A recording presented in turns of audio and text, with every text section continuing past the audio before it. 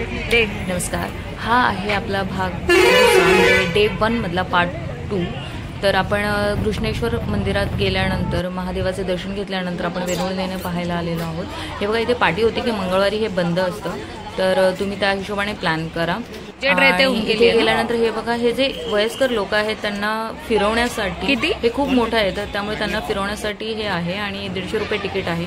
आणि इथे लहान मुलांना मोफत फिरायला म्हणजे आहे ते, त्यांचं तिकीट नाही आहे, पण ॲडल्ट जे आहे त्यांचं 40 रुपीज तिकीट आहे। तर माझं 40 रुपयाचं तिकीट घेतलं आणि माझा आधी फ्री होता त्याचं कोणतं तिकीट नाही लागलं। आणि त्याच्यानंतर आम्ही आतमध्ये गेलो। आतमध्ये जेव्हा मी फक्त नजर फिरवली, दूरवर मला फक्त लेण्या दिसत होत्या आणि दुपारचं रात म्हणजे सकाळपासूनचं ट्रॅव्हलिंग आणि हे सगळं मला असं वाटलं मी थकणार 100%, म्हणजे मी बघूनच थकले होते। पण जेव्हा मी पुढे जात होते आणि जसं लेण्या बघत होती, माझा उत्साह अजून वाढत होता आणि माझ्यापेक्षा जास्त हा शेमडा पळत होता तिकडे। हा बघा कसा पळतो इकडे तिकडे, इतक्या सुंदर लेण्या आणि पूर्ण म्हणजे पूर्ण दगडामध्ये हे कोरलेलं आहे।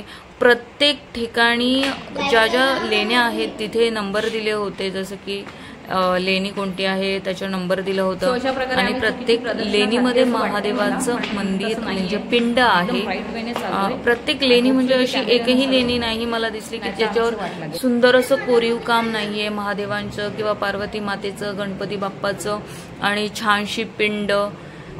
इतकं सुंदर आहे ना हे। मी तर म्हणते आपण महाराष्ट्रात राहतो, फॉरेनर येऊन पाहत होते। मी बघितलं की माझ्यासमोर खूप सारे हे बघा फॉरेनर आहेत की ते शूटिंग घेतात, व्हिडिओज घेतात। आपण जेव्हा पहिला एंट्री करतो तेव्हा आपल्याला कैलासनाथ मंदिराची गुहा दिसते आणि इतकी सुंदर ती आहे की तुम्हाला विश्वास बसणार नाही।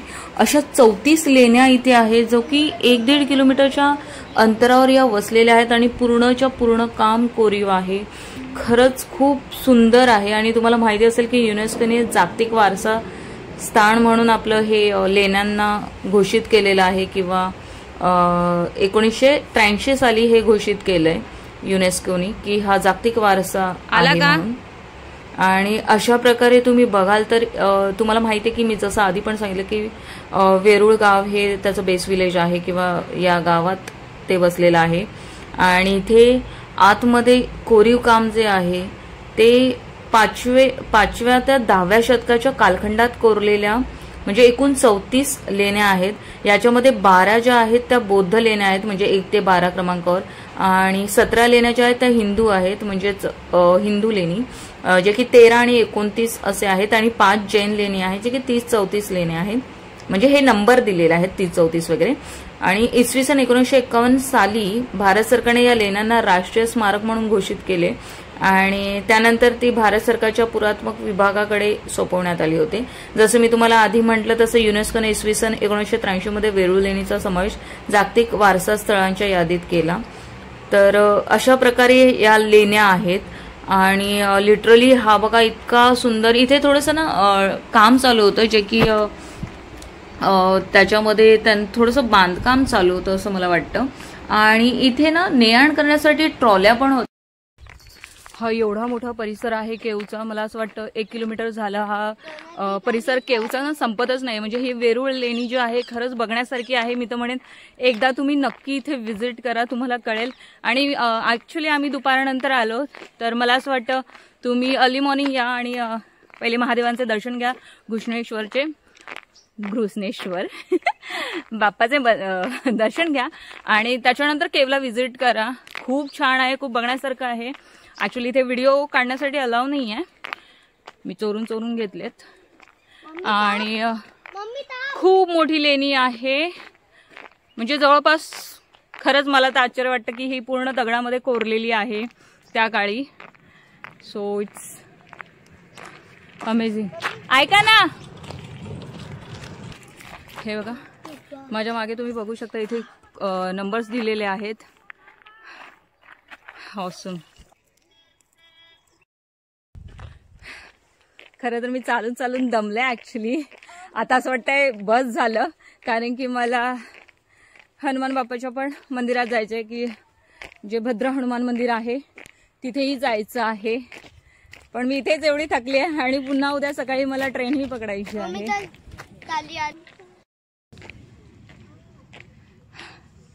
इथे अशा ट्रॉली टाईप आहेत, काय आपण म्हणू रिक्षा टाईप. 30 रुपीज चार्ज करतात आणि पूर्ण 1 किलोमीटर 1.5 किलोमीटर जे पण तुम्ही थकाल, जे काही तुम्ही फिरलात तर ते तुम्हाला मेन गेटपर्यंत नेऊन सोडतात. हे बघा इथे दिलंय ई व्हेकल पिकअप पॉइंट. चल ये.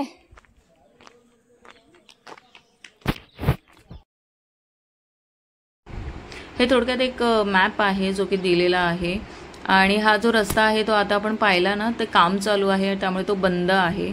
आणि आता जे माझ्या मागे आहे तिथे महादेवांचं आणि पार्वती मातेचं जे लग्न आहे ते पूर्ण कोरीव काम, म्हणजे त्या मूर्ती साकारलेल्या आहेत.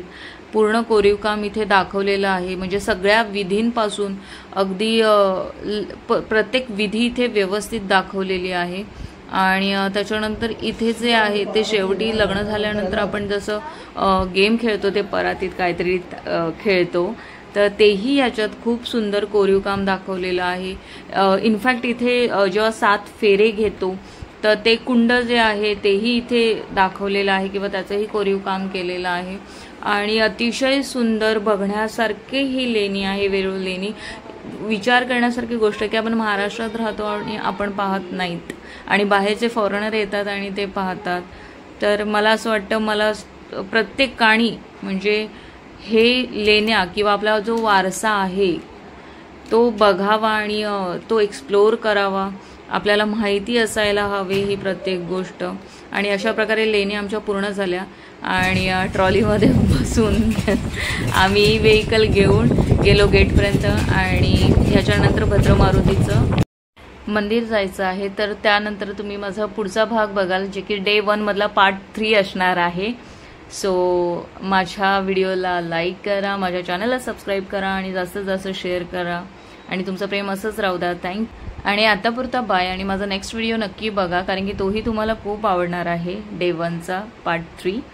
So bye.